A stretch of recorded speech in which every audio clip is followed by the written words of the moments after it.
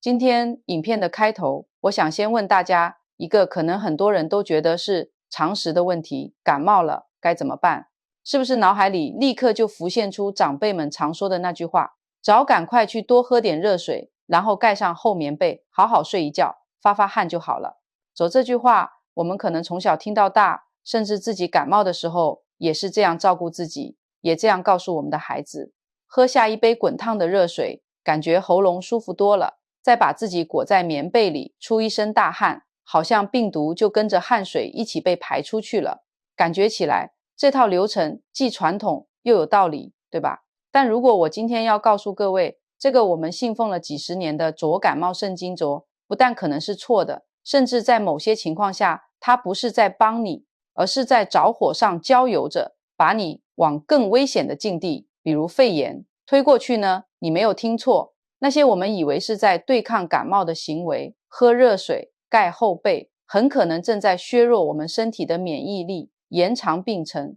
甚至引发更严重的并发症。今天这部影片，我们就是要来彻底颠覆这个根深蒂固的错误观念。这不是危言耸听，而是许多医生在门诊中看到太多因为错误处理感冒而导致病情加重的案例后发出的沉痛警告。很多人特别是我们这个年纪的朋友，身体的反应和恢复能力不像年轻时那么快。一个小小的感冒，如果处理不当，真的可能演变成一场大病。所以今天请一定要把这部影片看完，它可能会改变你对感冒的全部认知，更可能在关键时刻保护你和你家人的健康。如果你觉得这个主题很重要，请先帮我点一个赞，让更多人有机会看到这部重要的影片，并且订阅我们的频道，打开小铃铛，这样你就不会错过任何一个攸关健康的关键信息了。我们就先从着盖后背闷出汗者这个大家最熟悉的做法说起。这个方法的背后逻辑是什么？大家普遍认为感冒试着受了风寒者，身体里有寒气，所以要用着热着的方法把它逼出来，透过盖厚棉被让身体的温度升高，毛孔张开，然后出一身畅快淋漓的大汗，感觉汗流出来之后，整个人都轻松了，烧也退了，病就好了一半。这个画面是不是很熟悉？听起来也确实很有道理，但我们必须从科学的角度来看看，身体在感冒发烧的时候，到底发生了什么事。感冒绝大多数是由病毒引起的，当病毒入侵我们的身体，我们的免疫系统就会立刻启动防御机制，进入备战状态。而找发烧者其实就是免疫系统正在奋勇杀敌的一个重要信号。我们的身体会主动调高体温，因为在较高的温度下，病毒的复制和活动能力会受到抑制，同时我们免疫细胞的战斗力反而会增强。所以发烧不是敌人，它是我们的盟友，是身体正在自我疗愈的一个过程。这个时候，我们的身体需要的是一个舒适的环境，来帮助免疫系统好好打赢这场仗。那么着盖后背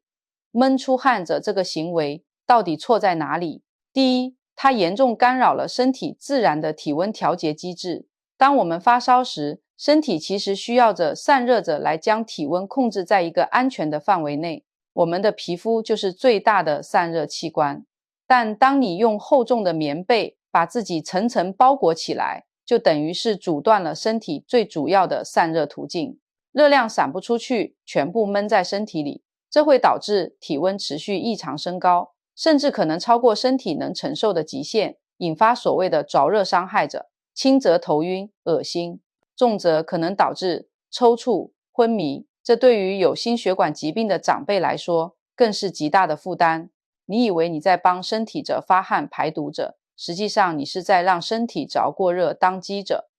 第二，强迫出汗会导致身体脱水和电解质失衡，流汗流失的不只是水分，还有钠、钾等对维持身体正常功能至关重要的电解质。感冒时，我们因为发烧、呼吸急促，本来就很容易流失水分，这个时候如果再人为的大量出汗，无疑是雪上加霜。一旦身体出现脱水，血液会变得粘稠，心脏的负担会加重，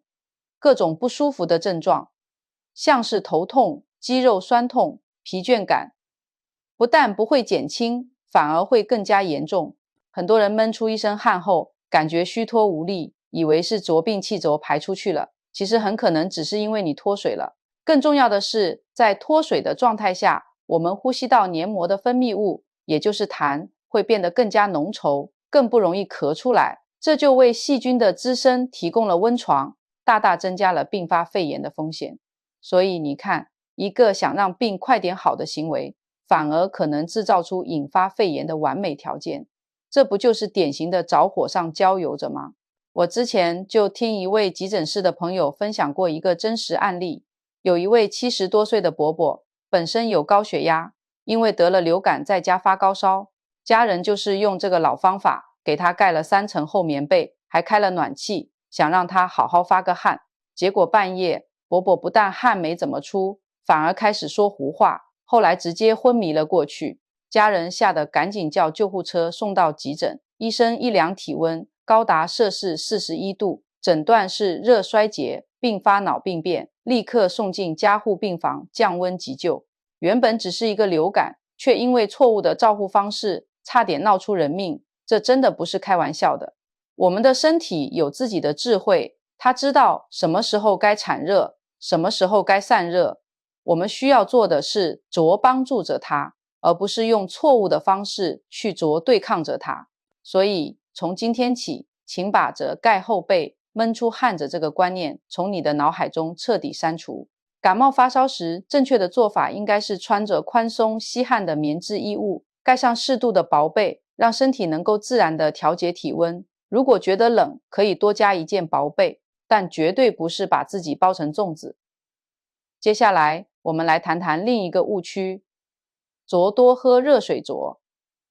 这句话几乎成了万能的关心语，感冒了多喝热水，肚子痛多喝热水，心情不好也多喝热水。喝水当然是没错的，感冒期间补充水分至关重要，这点我们后面会详细讲。但问题出在那个着热着字，很多人对着热着的理解是越烫越好，最好是那种喝下去能让身体立刻暖起来的滚烫热水。他们认为这样可以杀死喉咙的病毒，还能暖身祛寒。这个想法同样是错误的。第一，我们的口腔和食道黏膜其实非常娇嫩，它们能承受的温度大概在摄氏65度以下，超过这个温度的热饮就会对黏膜造成烫伤。感冒的时候，我们的喉咙本来就可能因为病毒感染而发炎、红肿、疼痛，这个时候你再用滚烫的热水去刺激它，只会让发炎的状况更加严重。如同在伤口上撒盐，你当下感觉到的那种着舒服着，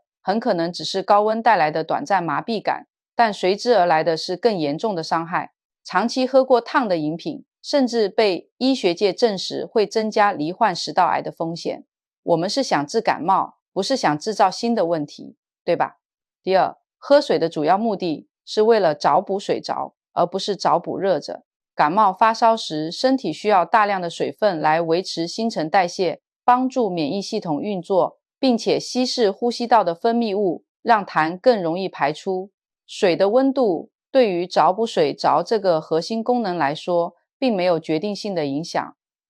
温水、凉水，只要你的肠胃能接受，都能达到补水的效果。事实上，许多医生会更推荐喝着温水着，也就是温度和体温差不多的水，因为它最容易被人体吸收，不会对肠胃和食道造成额外的刺激。所以别再执着于着滚烫着的热水了，那是一种迷思。真正重要的是着喝够水着，而不是着喝热水着。至于喝什么、怎么喝才能达到最佳效果，我们稍后会详细说明。讲到这里，我们已经破解了2个最常见也最危险的感冒迷思。你可能会想，既然这些老方法都错了，那到底什么才是对的？其实，真正能帮助我们从感冒中快速恢复，并且避免并发症的方法，非常简单，简单到你可能会觉得不可思议。它不需要任何神奇的偏方或昂贵的补品，只需要做好2件最基本却也最常被忽略的事。这2件事就是医生在影片标题里强调的，感冒时你着真正该做的事着。第一件事就是着真正的休息着。我知道这听起来像是废话，谁不知道感冒要休息？但我想请你仔细想一想，你真的做到着休息着了吗？对很多人来说，所谓的休息，可能只是从办公室的椅子换到家里的沙发上，手上还拿着手机不停地滑，看着各种讯息、影片，脑子还在飞速运转，或者只是躺在床上，但心里还惦记着工作、家事，担心这个，烦恼那个，根本没有真正的放松下来。这不叫休息，这只是着换个地方继续消耗精力着。所谓着真正的休息者，包含了2个层面：身体的休息和精神的休息。身体的休息意味着你要最大限度地减少体力消耗，不要再去想着做家事、去运动、去勉强自己出门办事。你的身体正在和病毒打一场激烈的战争，你需要把所有的能量都留给你的免疫系统。每一次你多余的身体活动，都是在跟你的免疫系统抢夺资源。你可能觉得自己还撑得住，但实际上你正在拖长这场战争的时间，甚至可能让你的免疫系统因为资源不足而打败仗。更重要的是精神的休息。我们的精神压力和免疫力是息息相关的。当我们处于焦虑、紧张的状态时，身体会分泌一种叫做着皮质醇轴的压力荷尔蒙，这种荷尔蒙会抑制我们免疫系统的功能。这就是为什么很多人在经历一段时间的高压工作后，特别容易生病的原因。所以在感冒期间，请你放下手机，关掉电视，远离那些会让你感到焦虑的信息。你可以选择听一些轻柔的音乐，或者只是静静地躺着，闭目养神。睡眠是最高质量的休息。在深度睡眠中，我们的身体会分泌大量的生长激素和免疫因子，这些都是修复身体、对抗病毒最有效的武器。所以，感冒时如果感到昏昏欲睡，千万不要硬撑，那是你的身体在告诉你，找我需要休息，我需要睡眠来制造武器。着顺应身体的需求，好好的睡上一觉，效果远胜过你吃任何补品。总结一下，真正的休息就是让你的身体和心灵都进入着节能模式着，把所有的电力都集中供给给免疫系统这个轴国防部着。不要小看这个简单的动作，它是你战胜感冒最强大的后盾。如果你觉得这段关于休息的说明对你有帮助，请在留言区告诉我，你平常感冒时是不是也忽略了着精神休息的这一块呢？大家可以一起交流一下。说完了第一件最重要的事，现在我们来谈谈第2件，同样至关重要的事。这件事就是着聪明的补水着。前面我们已经破除了着喝滚烫热水着的迷思，现在我们要来学习到底该怎么着聪明着地补充水分。为什么补水如此重要？我再强调一次，感冒发烧时，我们的身体会透过皮肤蒸发、呼吸等方式，不知不觉地流失大量水分。水分不足会让我们的血液变浓，新陈代谢变慢，免疫细胞的运输效率也会下降。更直接的影响是，我们的呼吸道黏膜需要充足的水分来保持湿润，并且制造出稀薄的粘液来包裹和清除病毒细菌。如果身体缺水，粘液就会变得又干又稠，卡在喉咙和气管里，变成难以咳出的浓痰。这就像是给细菌提供了一个绝佳的繁殖场所，肺炎的风险自然就大大增加了。那么要怎么喝才算着聪明着？有几个重点。第一，少量多次，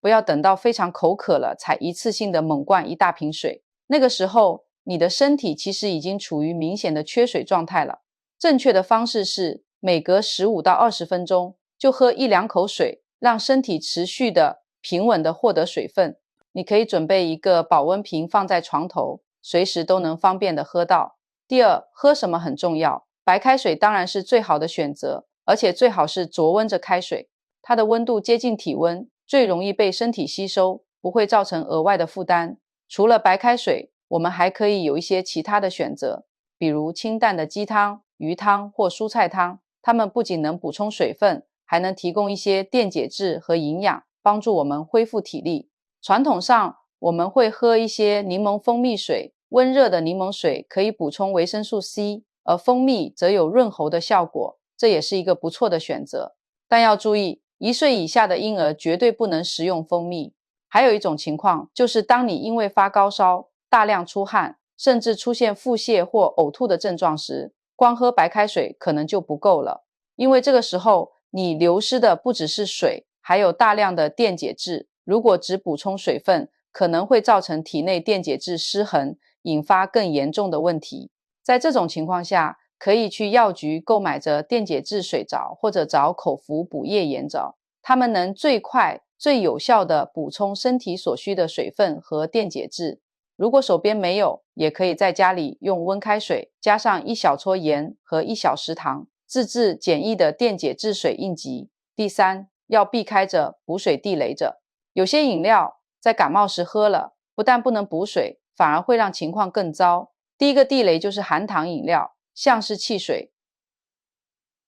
果汁。高糖分会抑制免疫系统的活性，降低白血球的战斗力，而且喝多了还会利尿，加速水分流失。第二个地雷是含咖啡因的饮料，比如咖啡、浓茶。咖啡因也是一种利尿剂，会让你跑厕所的次数变多，同样不利于身体锁住水分。第三个地雷也是最严重的一个，就是酒精。酒精会严重脱水，干扰免疫系统，还会影响睡眠质量，可以说是感冒时期的头号敌人。所以感冒期间，请务必远离这些饮料。聪明的补水，就是要在对的时间，用对的方式，喝对的东西。它能确保你的免疫大军有充足的后勤支援，能让你的呼吸道保持洁净湿润，有效防止病毒和细菌的进一步入侵。把着休息着和着补水着这2件最基本的事情做到位，你就掌握了对抗感冒最核心、最有效的策略。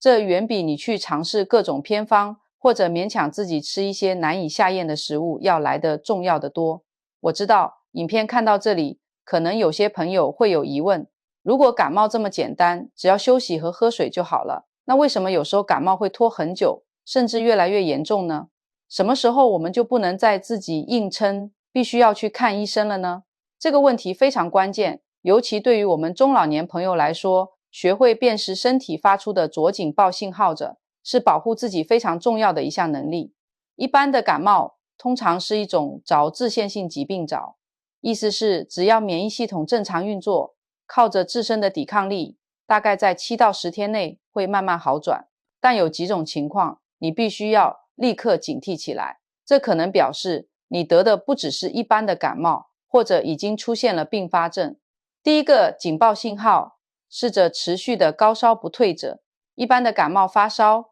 体温很少会超过摄氏39度，而且通常在服用退烧药后，体温会明显下降，并且在2到3天内逐渐缓解。但如果你发烧超过39度，或者发烧持续超过3天，吃了退烧药效果也不好，这就是一个危险的信号。这可能代表着更严重的病毒感染，比如流感，或者是已经并发了细菌感染。